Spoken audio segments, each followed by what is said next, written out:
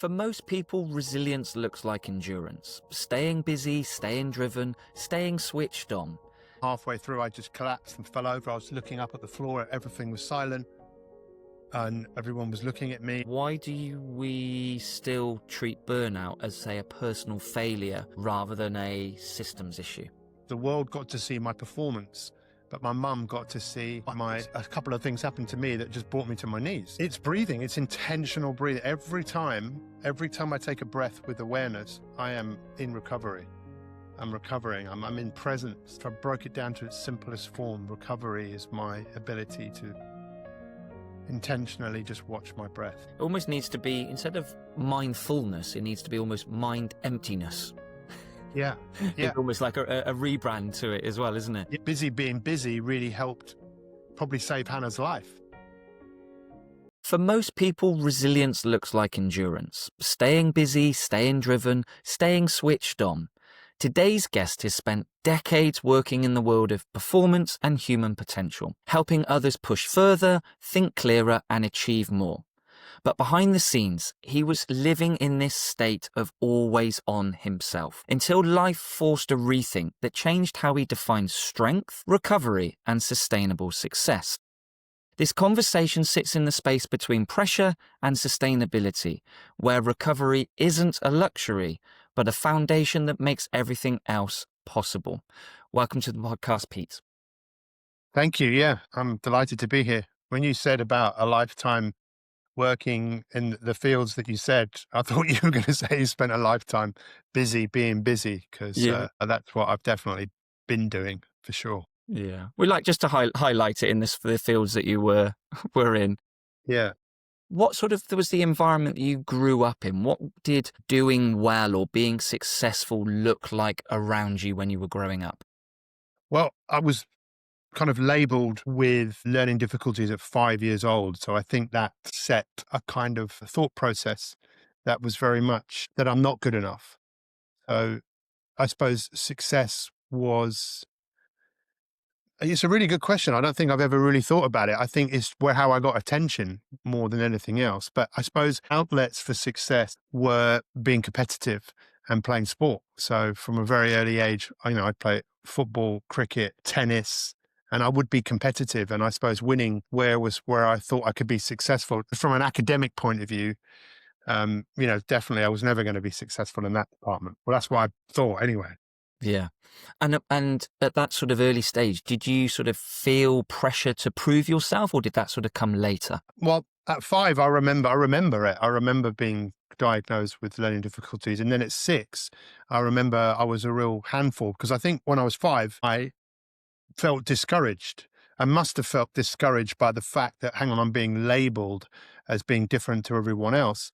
So I sought validation by being loud, by trying to get people to like me, just by being busy, I suppose. I mean, I remember, being told you never sit still, you never rest, you never sleep. And then at 6, I remember being moved down a class because the teacher couldn't handle me. So put me in a class with the kids below. And I remember looking to my left, looking to my right, and thinking, wow, there's got to be something wrong with me.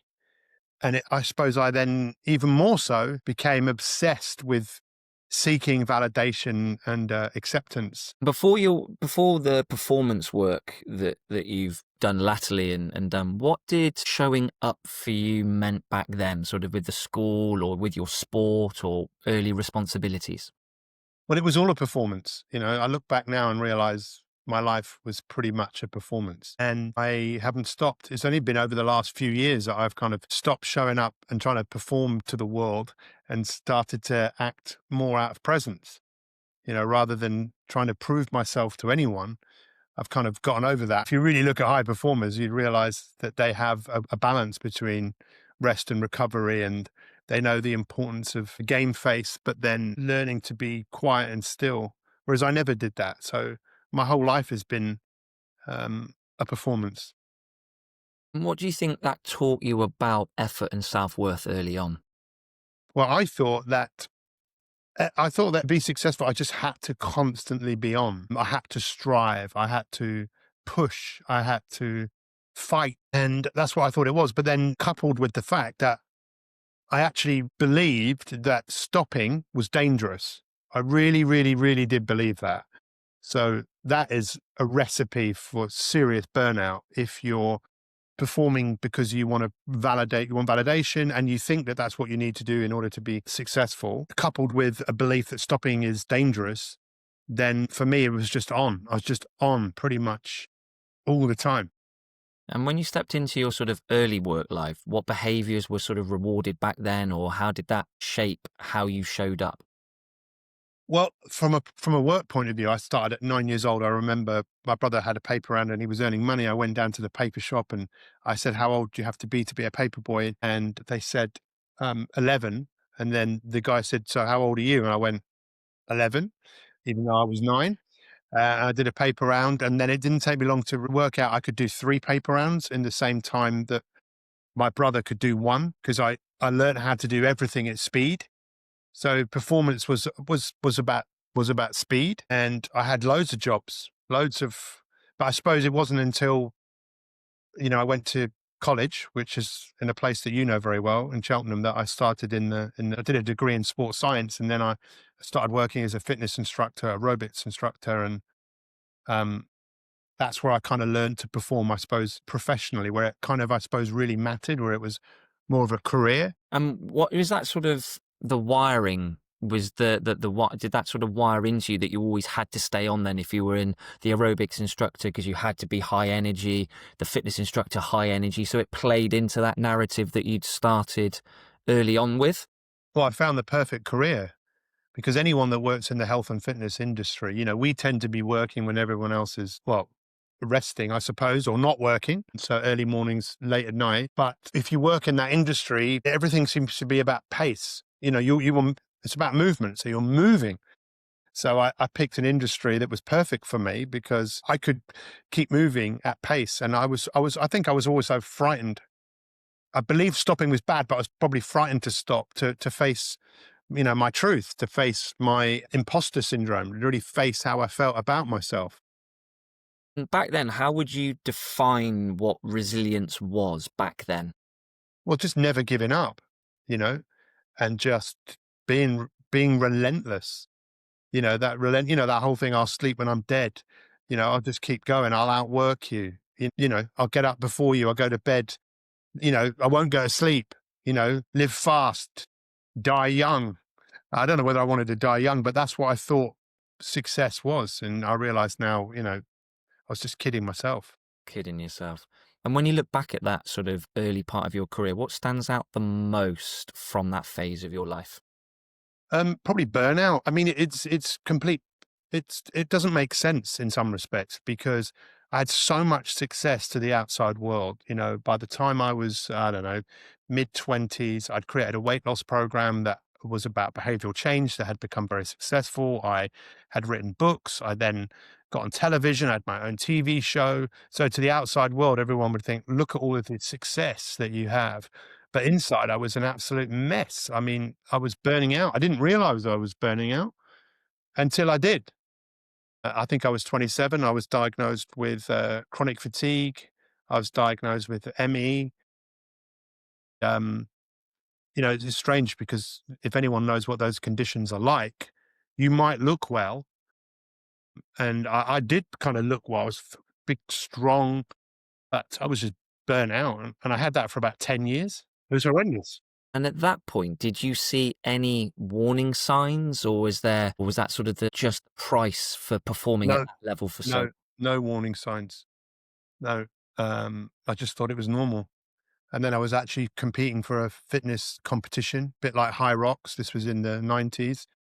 And I'd been training for it. And I had a temperature when I was training. And then the day I did it, I wasn't right. And then halfway through, I just collapsed and fell over. I was looking up at the floor. Everything was silent and everyone was looking at me. And then that was the point where I'm pretty sure this kicked in terms of chronic fatigue, being unwell, then being okay, then being unwell, whole body aching.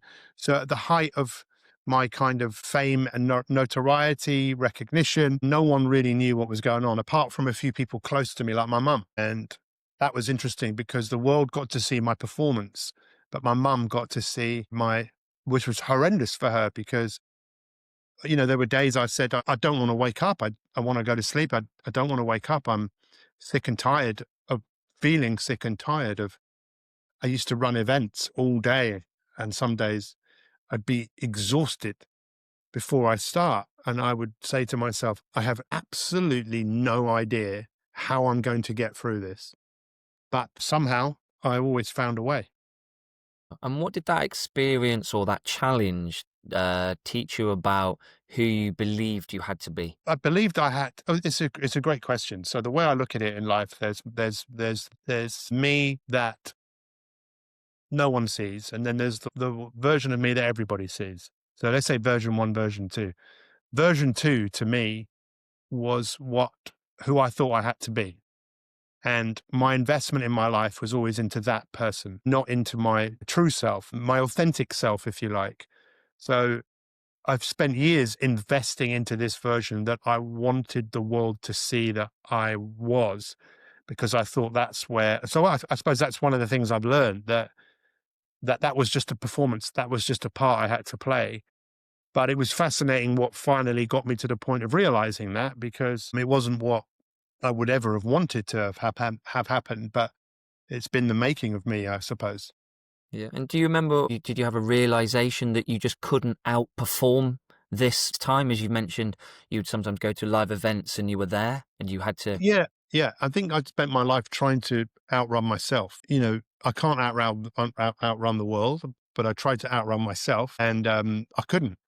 I couldn't outrun myself, and it was. I think what's fascinating about my life and perhaps other people's is sometimes life forces you to stop.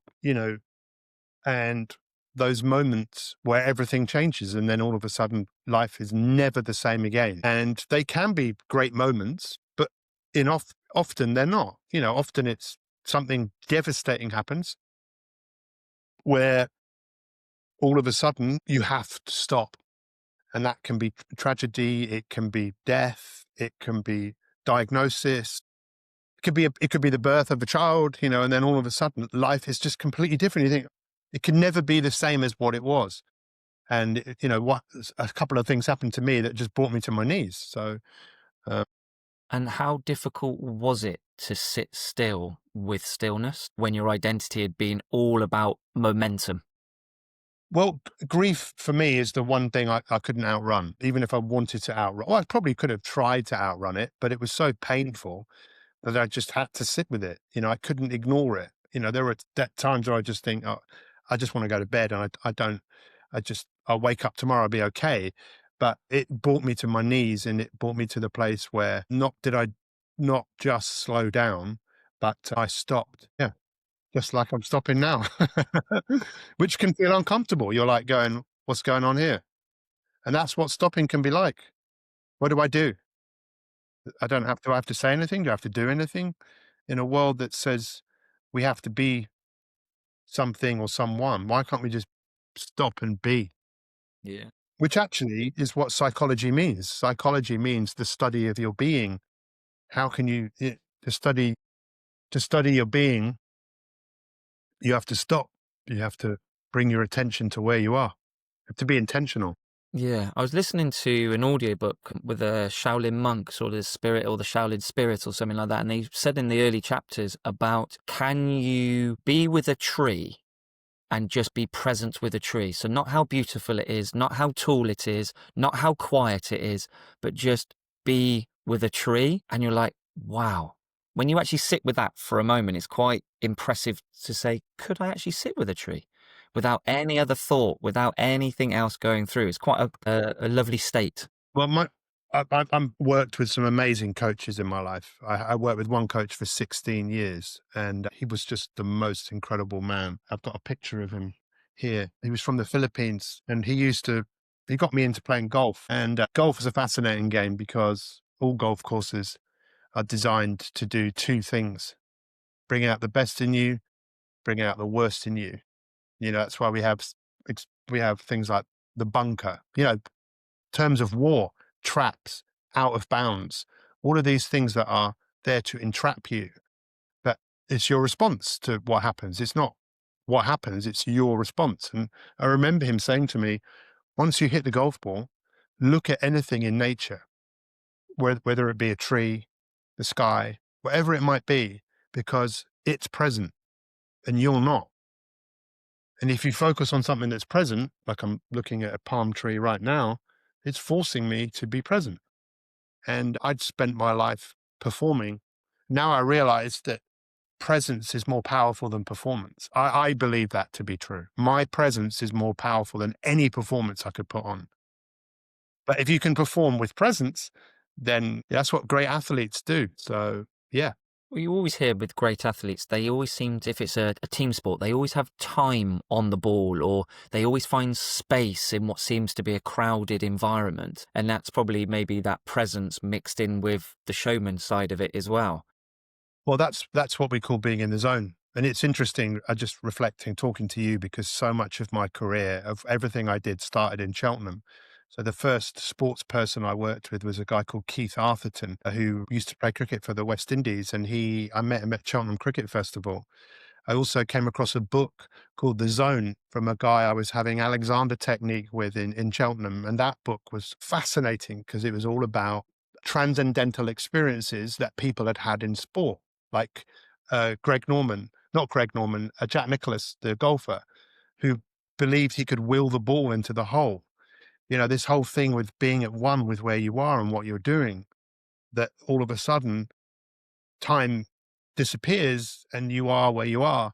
In fact, there was a cricketer that passed away a few weeks ago called Robin Smith, who played for South Africa. He played for England. He was originally from Rhodesia.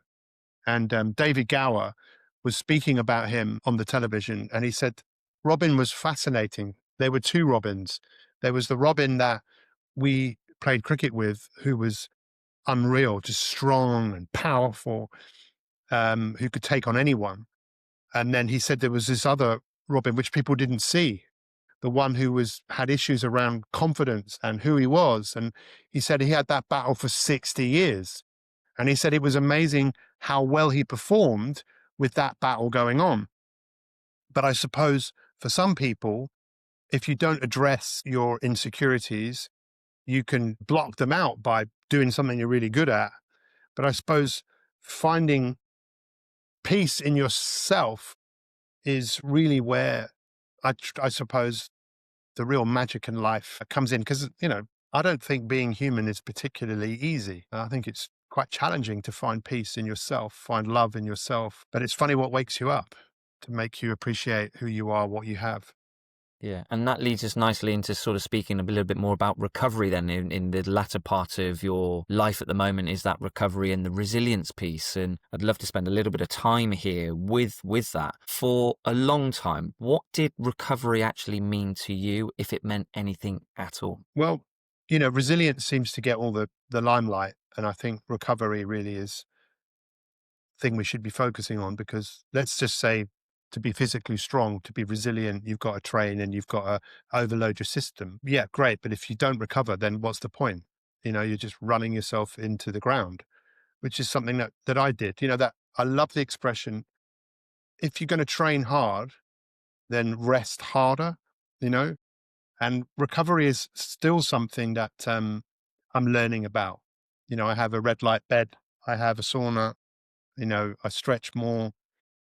But I suppose what I've learned about recovery, I probably learned more from my wife, who, as she passed away in May 2023 after having been given 18 months to live in 2011, I should say. That set, a massive, I had to be really, really resilient for that. But not only did she have to be resilient, but she recognized the importance of recovery, recovery from surgery that she had originally, recovery from radiotherapy, but then the real recovery of deciding to be resilient, to fight for her life. And I reflect on my time with her, because she knew just how important it was to listen to your body and to understand what your body is asking for. Like her body was asking for meat. I'm a meat eater, but I'm not here to say that everyone should eat meat, but she quite clearly knew that she needed me, and the difference that made to her and her recovery. and knowing that she needed to sleep in darkness and knowing that she needed to take rests. Know thyself is really, it's amazing what she taught me, actually, especially in even now that she's not been here for 2.5 years. And I suppose that then really helped you probably understand how to rest, or gave you a new definition of what rest is. Yeah, I mean, it's such an interesting thing because with her passing, it forced me to stop. It brought me to my knees, right? Life could never be the same again. It's been one of the hardest things I've ever had to, ever gone through. I'm still going through. I'll probably go through it for the rest of my life, but I'm definitely in a much better place because I have a coach. That coach who I showed you a picture of, he died in 2016. Hannah's mum died in 2016. My dad passed away in 2018. Mum passed away in 21.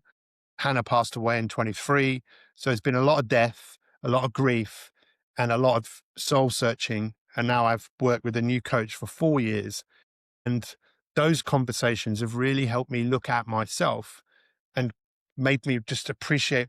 I just saw something actually before we spoke of, cleaning yourself from the inside, cleaning your past. And that's what this has forced me to do, because I think that really is the greatest recovery for me, to clean myself up from my past, to be liberated from my past. Because as we said, I was so busy being busy, it almost killed me. And busy being busy really helped probably save Hannah's life. My motto was, or my philosophy was, just get on with it. And just get on with it was just get on with it. Always just get on with it. Never just go with it, which is to me the opposite, which is taking time to stop, to be intentional, well, you've seen this tattoo when I saw you at Yeah. that expo in London. Actually, it says breathe for those of people that aren't watching and just listening. And we saw Patrick McGowan, who's one of the most well-known people in the world of breath. And I showed him I've got the word tattooed on my arm. And then on my other arm, I've got the word intentions. In fact, I'm going to get a T-shirt that says with across here. Yeah. So breathe with intention, because that's where the real magic of recovery, I believe, starts. So, And but I'm what, still working a lot of this stuff out. I'm still very much in the early days of my own transformation. which is a really nice place to be in, to know that there is more, and probably a lot more, as a tip of the iceberg. And what was possibly some of the hardest parts, whether that was physically, mentally, or emotionally, about slowing down and starting to be present? I think it's because of my default. My default has always been urgency. My default has been to push. So that's the hard thing, right? To not go back to what is familiar. I can be easily triggered. That's why I kind of really backed off from social media. And it's like I found my true self, the person that I am behind all of the performance. And I suppose what I've learned to do is to parent that child in me that was really wounded from a very early age, because that's the child that's been playing out in me, that's just wanted attention, that's wanted recognition. And despite what I've achieved, I didn't feel whole or fulfilled, because that child has still been wounded. And it's only like through stopping, that I've decided to father that, what some people would call my inner child, you know? But these are conversations that sometimes people feel a bit uncomfortable about having, to look at the facade. And that's what's been hard for me, to kind of let go and surrender to everything I've done before, so that I can reinvent myself and have impact, more impact. It's almost like you're integrating parts of yourself that were separated from birth, or from an early age. Almost, you're coming back in. You've probably known who you really have been, but version 2 has been playing out, and perhaps now that stillness has perhaps been bringing up things that you were unaware of because the Yes. busyness had been masking it, perhaps. Yes. It's like if you're in survival mode, which I've spent most of my life being in, which means, mild states of anxiety. Anxiety is really, for me, is all about the future, anticipation. Depression for me is about the past. I don't tend to feel depressed, but I can easily get anxious because I can start thinking about a future that hasn't even happened yet. And now we have a new word actually called anxiogenic, an anxiogenic society, a society that is producing. I can't even remember what your question was now, by the way. So No, sorry. The what did stop the busyness mask in you that stillness is brought up? it's just brought up so many things that have been uncomfortable to address. But being able to talk all of that through with the person who coaches me has been hugely helpful. So, one of those things is definitely wanting validation and wanting coming up with an idea and then going with the idea, fear of missing out, a few other things which have I didn't even know they were there. Things that had been there before my relationship with my wife, you know, and it can be uncomfortable. And I think, so I told you I was at an event in Cheltenham on the weekend and I gave a talk and I said, look, the way I look at it in life, you've been through stuff, you're probably going through some stuff, and you will go through some stuff. So life is probably going to be quite challenging and you might be a bit lost. I think most people are lost, in some way, looking for something outside of themselves to make them feel whole or complete. And maybe that will work for other people, but I don't think it will ever work for me. My wholeness has come in the surrendering to the person that I was, and also surrendering, which is this isn't something I talk about very much, but surrendering to a higher power, that there's something. I was talking to a colleague of mine before about the moon, the power that the moon has, yet it just sits out there. Yet we're all part of the same atmosphere, the same cosmos, the same energy, the same, um, you know, but we're still human and we won't live forever. But I mean, you mentioned you had red lights therapy and saunas and things like that. Obviously, ice baths are popular. I have a PMF map, pulsed electromagnetic field map, and with you saying there's a higher something out there or a different purpose out there, you look at it and go, in December building up, the magnetic pull of the Earth is very, very intense, and then it starts to ease off mid-January. Well, we call it Blue Monday mid-January. Well, is that then part of us all as a society or as humans being affected by the magnetic pull, but we just blame it on we spent too much at Christmas and the credit card bill comes in on the third Monday of January? It's looking at those things, and Yeah. it's nice when you get to sit still and you have those moments. And I think it's probably once you've had some stillness or meditation or just daydreaming, it becomes very addictive. Your body almost wants more of it because it's so restorative in itself. I think what happens, definitely for me, if I sit with myself, I can often feel uncomfortable. But if I sit with myself, that uncomfort tends to dissipate. And I think that's why one of the reasons I'm so fascinated by intention, because to me, everything has an intention and everything exists for an intention, for a reason.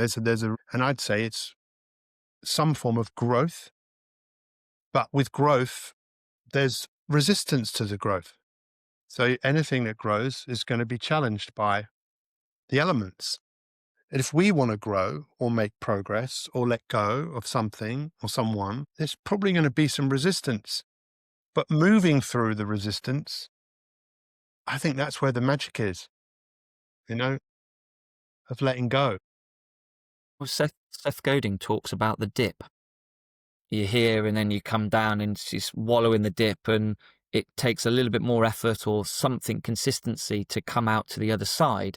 But very few people get out of the dip. They go in and they almost become busy being busy rather than actually seeing there's a small off ramp. Well, I think let's drink some water with some apple cider vinegar in it.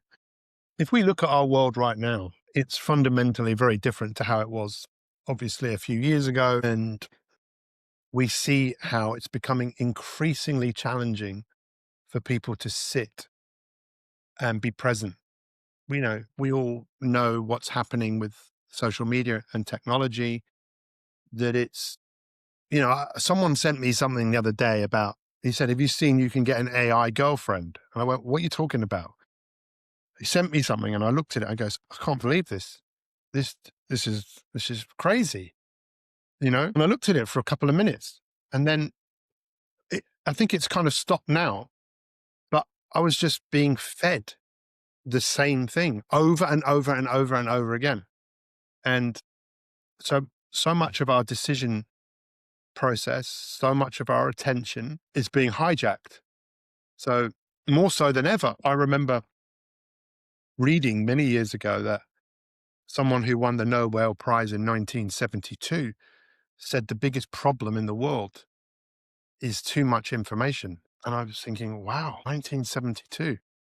Why would someone say that? I'd love to find out. But you think about 1972 compared to now, we're just bombarded. So to make sense of your own reality is definitely requires slowing down or stopping. And that's I suppose, one of my missions right now in the world is to do that more myself, and then create the space for others to do the same, for them to think for themselves, to see where they are differently, to be more informed, um, and to enjoy life, I suppose, and be a servant of humanity as opposed to, I don't know, what's the opposite of the servant of humanity? I don't know. I'm not sure. Yeah, well, you might find that out on your journey. Yeah. As you sit with that, there's sometimes a solution comes up. I remember listening to a podcast with a neuroscientist, and he spoke about the human body has all the answers. We just need to sit with it long enough for our body to come up with the answers. Yeah. And I thought, yeah, that is such a powerful statement. And then there's the gentleman that I used to see, he had bipolar and he came off all his meds, and then he changed his lifestyle, he meditated, and then he wanted to study philosophy, and he went to a Tibetan monk retreat to learn a bit more. And he was saying to me, he said, I'm fascinated with the phrase, the young monk sees the mountains, the lake and the trees. He then goes on his journey for mastery, and he sees the mountain, the lakes and the trees. He reaches mastery. He sees the mountains, the lakes and the trees. And Yeah. I sat with it for a while and I thought, that's such a bit of a conundrum. But when you say it to people who are going through a journey, they appreciate what that is, because you think you see it, but then you're learning what you think you see, and then you actually see it for what it is, present. Yeah. Yeah, well, I spoke to a really good friend of mine today who, like me, his partner just passed away, and he looked after her for a long time. And I was listening to him, and I could hear what he was saying. This is a very intelligent person, but he feels lost. He feels like he can't really make a decision, and that's part of that process. And I saw myself in that. That's not to say that he'll have exactly the same experience to me, but being able to help people because of what you've been through, that's what we call the leader's or the hero's journey. You go through something that's difficult. I think that with life, we always have an opportunity to overcome some of us are fortunate enough that we have the opportunity to find a way through what is difficult. But what's the point of going through something that's difficult if you then can't be there for someone else who's going through something that is difficult? That, to me, that kind of answers the question that I was looking for an answer for a couple of minutes ago. So thank you. The intent, isn't it? Yeah. Yeah. And we're sort of talking almost now, we need to choose recovery before life forces us to do that. What would be something practical that somebody could start with that might be resonating with this, that they feel switched on and go, go, go all the time? Well, it starts with a breath. Such a simple thing. Just the following of a breath, ideally through the nose. That's why we have a nose, to filter the air, and just becoming aware of the air in your nostrils, becoming aware of the air in your body, and being with your breath. Again, it's strange talking to you because I had acupuncture in 1989 in Clarence Square in Cheltenham when I was going to have surgery on my pubis symphysis to wire it together. And as a kind of a last resort, someone said, you should try acupuncture. So I went to see this guy, amazing person. And I'll never forget what he said. He said, the ability to live a good life is your ability to keep cool when everyone is kind of in chaos. And he taught me a meditation, which was breathe. And if you can count one breath and not think, go to two. If you can do two, go to three. If you have any thoughts, just go back to one. He said, you'll never get to four. And it's whatever you do, whether you do get to four or five, it's just giving your mind one thing to do, because the mind, I'm not sure if my mind is like other people's minds, but the mind can play tricks. It can keep you awake at night. It can make you think that someone's behind you when there's no one there. So to give your mind something to do is to pause, to stop, to slow down. So as simple as that sounds, that's what I would encourage people to do. Yeah, that's very hard. Yeah. But the best thing of it is this is free. You don't have to sign up to a big course. You don't have to go anywhere. You can just be anywhere at any moment and think one breath, two breaths, which is so powerful. And how did learning to recover change your energy, your clarity, or your decision making? As you've mentioned there, loss of clarity.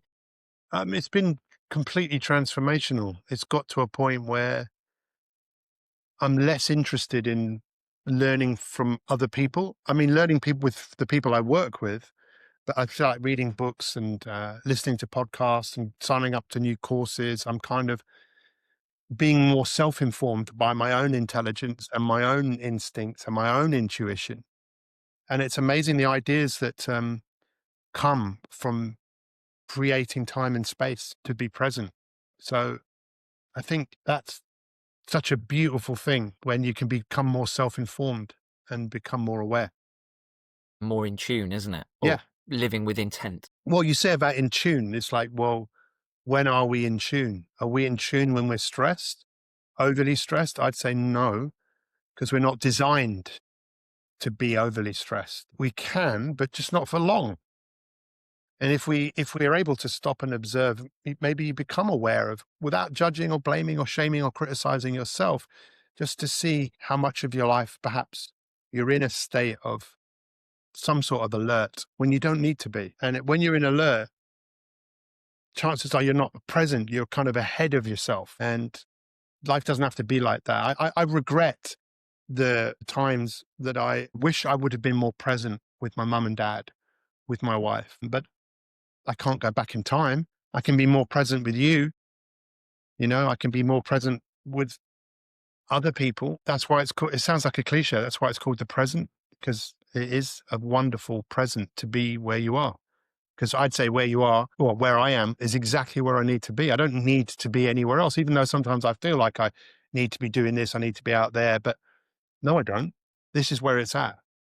Doesn't get any better than this. It's lovely to have that sensation and that feeling, and like you say, just sitting with oneself. And Yeah. you've spent a lot of time working with people under consistent pressure, whether that's been sport, whether that's been corporate life. What sort of patterns have you seen, or are you now able to see, because you've gone through the burnout and the always on culture and you're now in a state of presence? I see there's more and more burnout.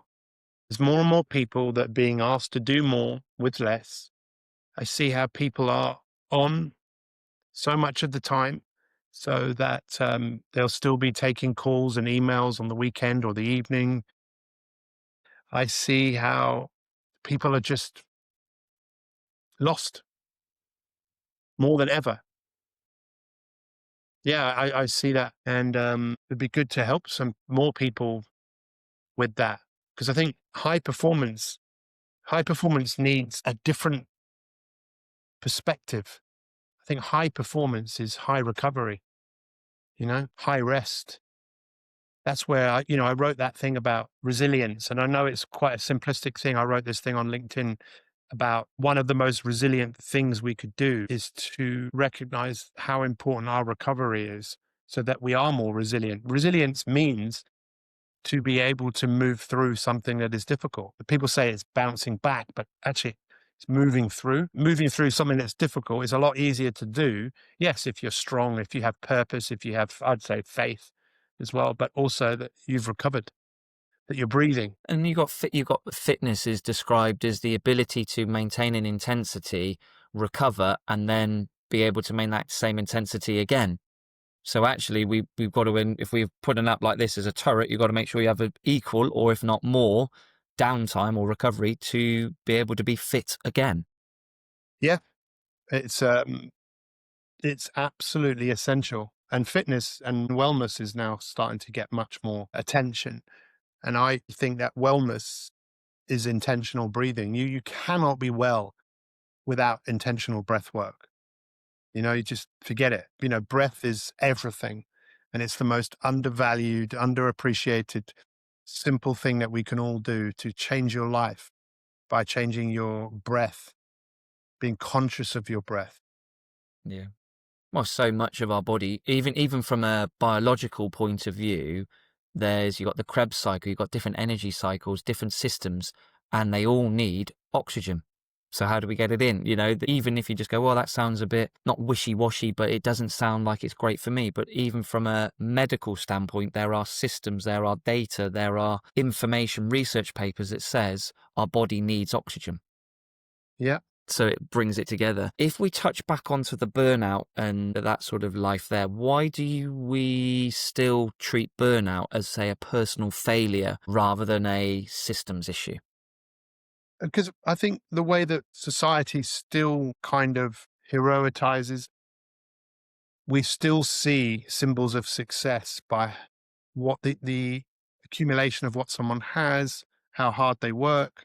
I mean, we're seeing a backlash to that because you see more and more content is saying, you can do this, you don't have to do anything anymore. I saw someone saying, oh, now you can create AI can create a movie in a few seconds. I think there is a change, but I think it's interesting. Why would someone see that as a failure? Why would someone I mean, I did.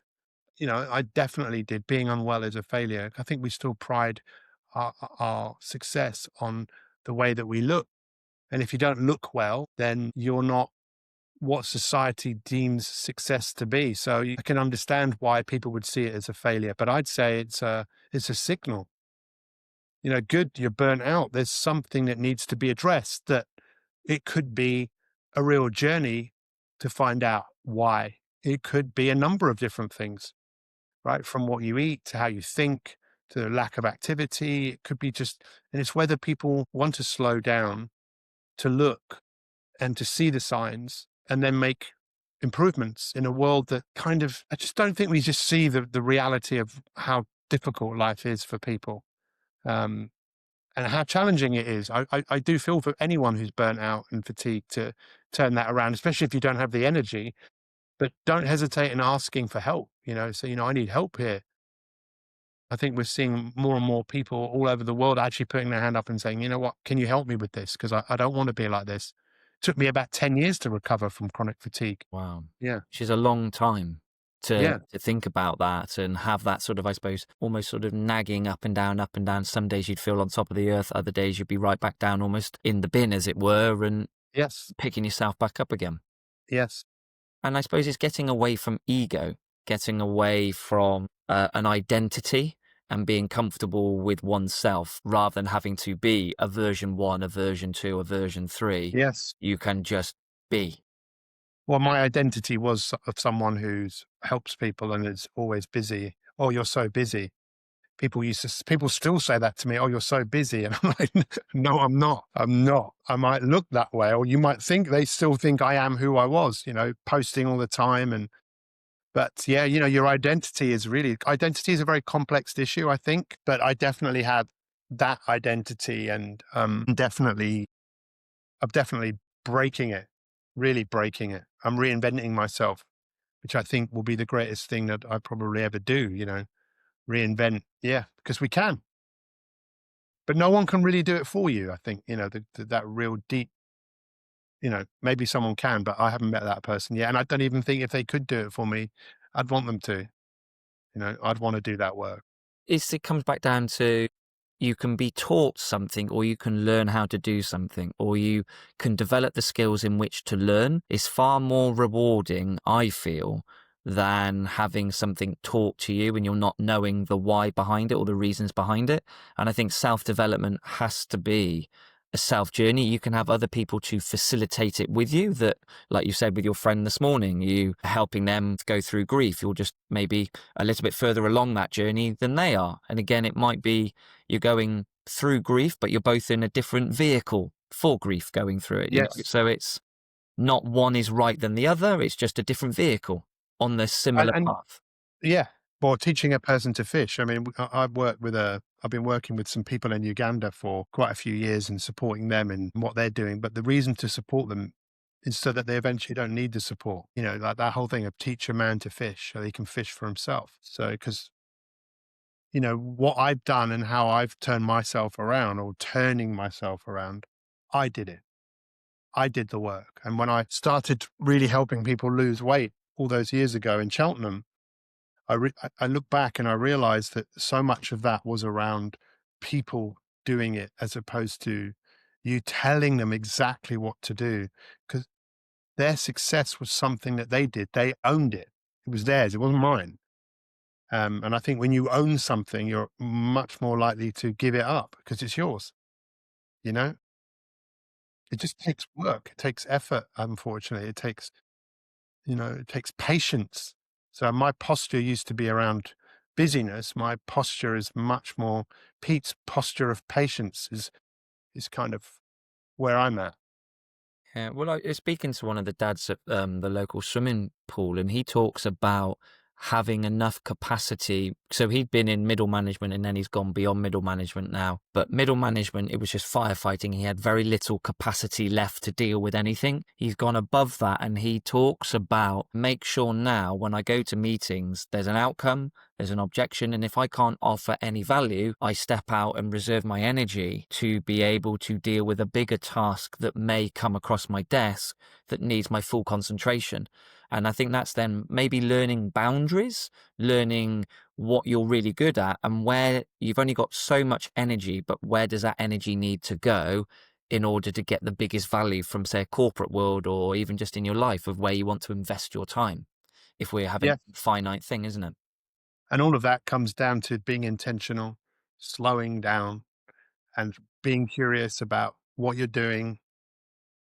You know, in a world that seems to reward pace and busyness, or think was reward, when really I think we're getting it wrong in terms of busyness is a disease. It was for me anyway. Yeah. And stillness and quietness and slowness and stopping has been an absolute liberation. And I like the word disease because I always look at it as dis-ease. The body is at dis-ease with itself. And if Yeah. you come back to that moment back in, was it 89 with your acupuncturist? Yeah. You could almost look back and reflect and go, that was a sliding door moment, a butterfly moment. That if you were walking, you could look and appreciate that butterfly and see where it wanders off to. But if you're in the car, you've whizzed straight past it. You're not Missed it. aware of that subtle moment, isn't it? Missed it. But, I don't know how many more years I have on this earth, but for whatever I have left, I want to make the most of it in terms of remembering where I am when I'm actually there, you know, as opposed to always on to the next thing. What does real recovery give us that consistent performance never can? Energy, energy, presence. Yeah. We have to sleep and we need deep rest, deep rest. And I always encourage people, if you're struggling with that, you should reach out to someone or learn for yourself how you can recover better. Yeah. And if you said, obviously we've said you've only ever had one speed, push, go, perform. When you hear that back now, what do you recognize most about the version of you back then that you wish you knew now, or the other way around? It's how exhausting it was. I don't know how I did it. I just couldn't do that. I see people I know still living that way, and it's just exhausting to watch. So I just think, how exhausting was it for me? Well, it was obvious I burnt out, and I I don't do that anymore. What was that pace sort of giving you, but now it was obviously quietly taking away from you at the same time? Well, it was the pace was masking. It was masking. Yeah, it was masking something I didn't want to face. It pace protects. You know, it was protecting me from facing who I really am. I was frightened to stop, but now I'm not. I've embraced. It's like bring it on. Whatever I still find out about myself, because I, just like you, I'm still work in progress. You know, I'm still figuring things out. I'll probably be figuring things out for the rest of my life, doing that with a smile on my face as often as I possibly can, and allowing things to unfold. So much, you know, recovery to me has a lot to do with surrendering, is letting go of everything that I tried to control, because I really tried to control so much of everything that was going on. And now there's this kind of surrendering to, let's see what happens. You know, let's see what happens. Let's see what comes to me by letting go. And that's again being in flow, Yes. isn't Yeah. it? And it's such an exciting opportunity because you've just had a little glimpse of what is possibly possible with more space, more patience, more intention. And Yeah. that must be so exciting. Yet at the same time, the more space you probably give, the more energy you have to be able to reap more, not necessarily rewards in a financial sense, but help support people, help offer other things, but also for your own self as well. Yes. Yeah.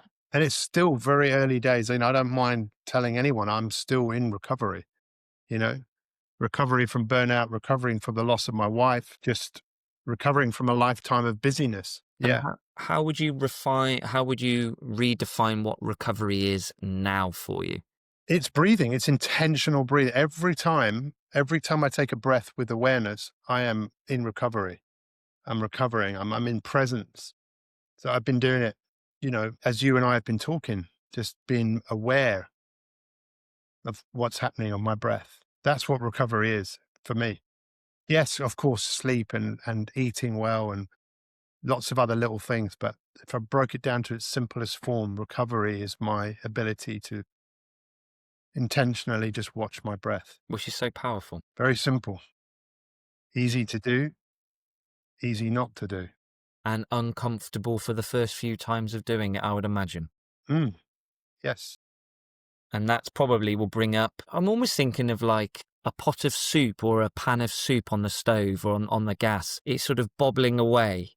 And occasionally then you'll get a rolling boil. And probably the first time when you're really, really busy, you're going to roll and have a rolling boil and come over the top. And eventually you can distill, well, that's just noise or that's just the mind making it up. No one's there behind me. That's not a visualization, but it's a worry that I don't need to worry about now.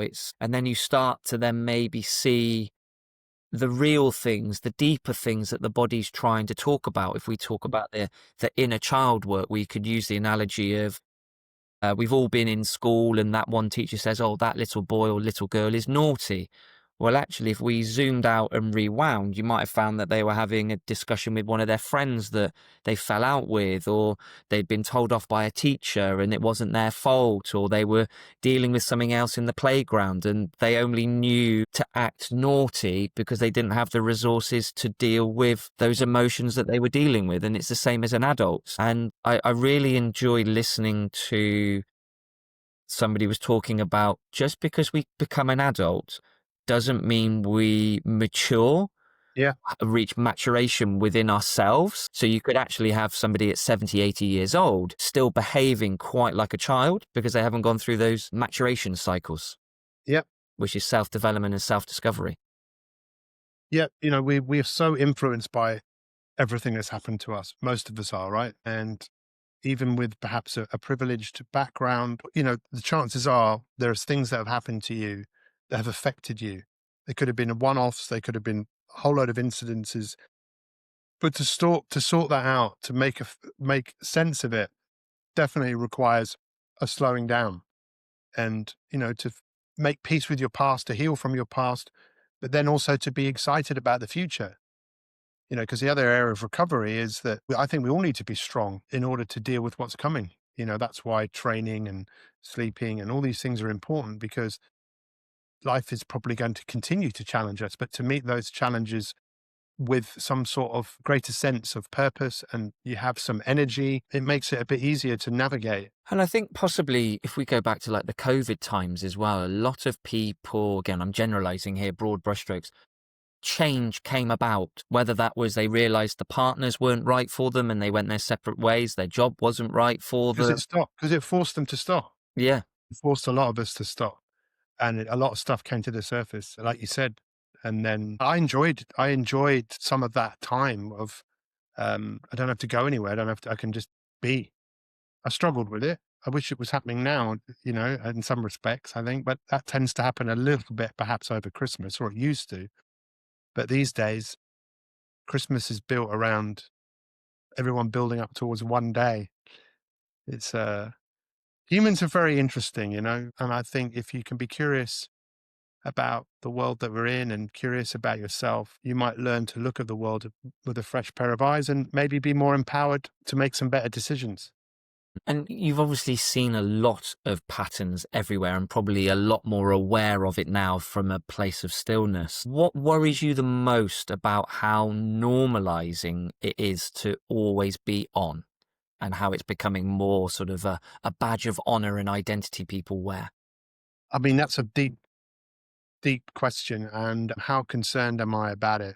Very concerned in terms of people with more anxiety, more mental health issues. I know a few people over the last few weeks that have taken their lives. I am concerned for humanity. And that's why I want to share my message as much as I can to guide others who also want to find that peace and serenity and fulfillment and faith to manage, living in this pretty topsy-turvy world. And why do you think so many people never truly switch off, even at home or even at night? Because we live in a world where everyone's trying to get people to do something for their betterment. That's what advertising is and what marketing is. And now that's just constant. It's just, if I just turn my phone on and I go on to, I don't know, Facebook, how long will it be until I see someone who's trying to sell me something? And it's just, you have to be careful what you look at. Be careful what you look at. I think it's interesting times, but I think there are more and more people that are definitely waking up and looking at life differently and want to have greater sense of who they are, greater sense of peace and fulfillment. And that can be done. But people need people like you and me to give people that different perspective. We're not telling people what to do. And I'm curious with people that listen to this, what's the one thing that they take away or the two things or whatever it is that makes them go, I never thought of it like that. And maybe they'll do something different that affects their life and affects the life of someone else around them. Because as much as there's information out there, we do have the opportunity to have conversations like this that could be pivotal point in someone's life. Yeah. Well, hearing the story or hearing a voice at the right time that either sounds like them, looks like them, feels like them, comes from a background like them, a culture like them, I think it is so powerful. And it's one of the reasons I started the podcast is there are so many 1% out there that we've all got to aspire to. But actually, if I was, I don't know, a martial artist at the starting point on a white belt, I could probably learn so much more from a yellow or blue belt than I could on a black belt. But not to say the black belt won't give me anything, but I probably haven't got the skills or the resources to make that leap yet. So you have to go through this curiosity stage or stillness phase or presence stage or just being aware stage. And I think just awareness, allowing yourself that space to choose, am I needing to step on the treadmill or can I choose to go more of the scenic route? And it's not saying one's right or wrong. It's just you now have a choice. Yeah. Yeah. It's lovely when people can find out their way, what works for them. It's taken me a lifetime and I'm still learning. Which is powerful. And if somebody is thinking about, I think I need to slow down. I know we've spoken about the breathing and sitting with it. What other things could they do, or what would some of the first changes they might experience when they start to slow down? Well, I'd encourage them to think of their thought life like a cave, and you going into your cave of your thoughts and you're starting to observe, what am I thinking about? And if you have a feeling, well, what is the thought that is attributed to that feeling? Sometimes you can go way back into your cave of thoughts and see there's some deeply rooted thoughts that have been there for a long time, but So it's becoming curious and maybe writing this stuff down, maybe working with someone. I think being outside in nature is just, I mean, I've already been out today for an hour and a half, and I will go out again. I find that very grounding. And maybe keeping a journal of what's going on, maybe trying some mindfulness or meditation practices. It almost needs to be, instead of mindfulness, it needs to be almost mind emptiness. Yeah. Yeah. It's almost like a rebrand to it as well, isn't it? Yeah, absolutely. Empty your mind. And as we Yeah. mentioned at the beginning, recovery isn't actually a luxury, it's an essential part of being. And Yeah. how would we know when we're restoring ourselves rather than just stopping briefly, almost pausing before pushing again? Because there must. Again, it's energy. It's being able to maybe go to sleep easily. It's being waking up with energy, less aches and pains in your body, of which I have a few at the moment. And just being curious about how am I recovering? How is my energy? Curiosity is so important because it's very easy to get confused. It's very easy to get overwhelmed by all of this information, data. Data can be very useful, but for some people, it's just too much. It's like, let's just simplify your life. That's definitely something I'm committed to doing, you know? Like, I like space. I don't want too much mess, too much noise, you know? Um, yeah, Well, I'll even like find a way. one of the simplest things is it most people have a mobile phone is actually turning off the screen notifications, Yes. because that then just drains Someone else your wants dopamine a you. little bit. Yeah, yeah, someone wants you. Yeah. I'll tell you who wants you is you. You call it your higher self, your solo self, really is calling you to probably slow down. And with everything that you've learned or continue to learn with, what feels like the most important lesson you've had to learn the hard way? I don't need validation. I just don't need it. Even when I got it, it didn't make any difference. So I suppose that's probably been one of the hardest lessons. And I suppose the other is that I don't change people's lives. People change their own lives. I can be a part of that. I used to think, that I had this power to make people better in some way, but they have the power. And yeah, the unraveling is still unraveling. And what do you wish more people understood before their body actually forces them the lesson that they need on them? Well, I suppose it's this, how precious it is, how delicate it is. I see so many people I know in having really struggling with their health, mental health, physical health. It's so delicate. So learning to obviously appreciate it and love it is really where we all need to put our attention on. And what's the biggest myth or around resilience or performance that you'd love to put to rest? Work hard to get results. I'd say that's, get busy being busy. I'd say it's just a myth, you know. I think for me it's a myth anyway. It's not the hare that wins. I'd say it was actually probably the tortoise because the tortoise is still going. The tortoise didn't stop. He got there. The rabbit burnt out, and then the tortoise beat the hare, not the rabbit. Sorry, or maybe a mixture of the two, the hare and the tortoise together. So there is the ability for speed, but there's also the ability to draw back. I don't know what we would call a tortoise hare if you were going to combine the two of them together.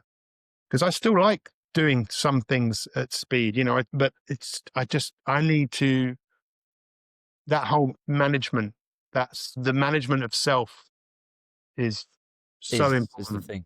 And it's Yeah. a bit like just had a lovely visualization of the sea.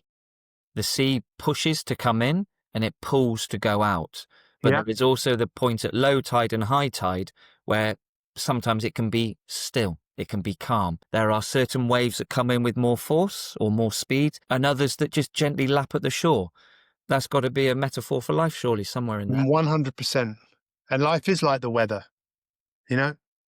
Life is so much like the weather. It's unpredictable, it's uncertain, there's always change, but it's not the weather, is it? That affects us. In most cases, what really affects us is our response to it. Um, and there's so much power in the way that we respond. It's so easy to respond in ways that we've responded in the past. Um, so I'm just, like many people, looking to do the best with what I have, as I'm sure you are as well, Ian. It's Yeah. all work in progress. Yeah, and I think it's never, I'm a firm believer everybody's got an ability to change. People don't like change, yet we change every day. We have the ability to adapt. We can choose whether we want to adapt. We can choose to face things. We can choose just to take some time, and we can choose not to take time. Everything, even if you don't take a choice, you are choosing not to make a choice. Yeah, And I, yeah, and I look at it and go, if you make a decision, you have the power and the ability to make another decision after that one very quickly. yeah, Nothing is written in a Sharpie. Other brands are available. Nothing's written in a Sharpie. yeah. It's pencil. Life is just like pencil. I see that. I woke up in the night, or yeah, I did wake up in the night a couple of nights ago, and that was the thought I had around life is just a series of choices. My life is a series of choices, and I can make different choices at any one time. It's up to me. It's my choice. And I'm fortunate enough. That's what free will is to me. I could choose. It's very easy to make a choice that I've made before. To make a different choice, it can be uncomfortable sometimes, but that's the magic of life. Yeah. Choice. And there is always feedback. Yes, always. And you can choose if I think back to playing sport, and sport was a big part of my life, I enjoyed having some firm feedback because you knew where it was. And one coach we had, he was a former international Portuguese or Dutch coach, and he spoke about feedback. He said, when I give you feedback at the game, it is about the team and the game. It is not a personal feedback. It is not against your personality, your character or anything. It's about what we can do collectively as a team to get us to that goal. And once you can make that differentiation from, okay, this is how I help the team, this is how my actions can help the team, rather than it's attack on me, the whole team changed. The whole Yes, process changed. And it's then being aware of, okay, I'm having this feedback. I can choose to take it negatively, or I can choose to take it negatively and turn it into a positive. yes. Spot on. And if you could go back to Pete, age 5, the one that started to push and had the learning difficulties and things like that, what would be one thing you think he would like to hear, knowing what you know now? Yeah, don't believe don't believe what anyone says. Yeah. Don't believe what people say about you. It's all most of it's bullshit, Learn to just take everything on the chin a little bit and just be curious. And probably slow down. Yeah. Cool. And as we look ahead, what does a well-recovered life look like for you now? Well, it's having a version of yourself in the future. A lot of my work is around our relationship to the future. I call it, future self. Some people call it higher self. Having empathy for a version of yourself that already exists. There's a version of me out there that is stronger, fitter, kinder, more loving. And that's my future self. How do I invest in that future self? It's what I do every day.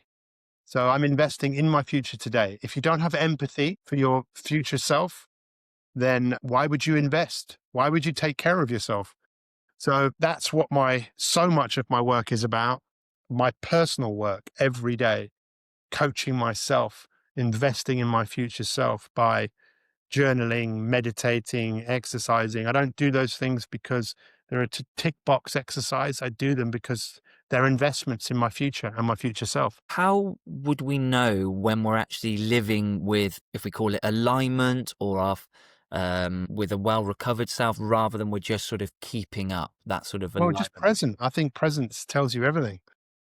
If you're not present, then there's something going on, and that we're again curious around the thoughts and the feelings that you're having around your own thought life. Sometimes just acknowledging that can then bring you back to your presence, or taking a breath. Simple as that. We started this conversation talking about endurance, and we're ending it with recovery as a foundation. Your story will resonate with so many people who consistently feel on, but they don't know how to stop. Thank you for sharing your story so honestly with us, Pete, and remembering recovery is not a luxury, it's a foundation. And thank you for being part of the podcast today. My pleasure. Till next time. Yes.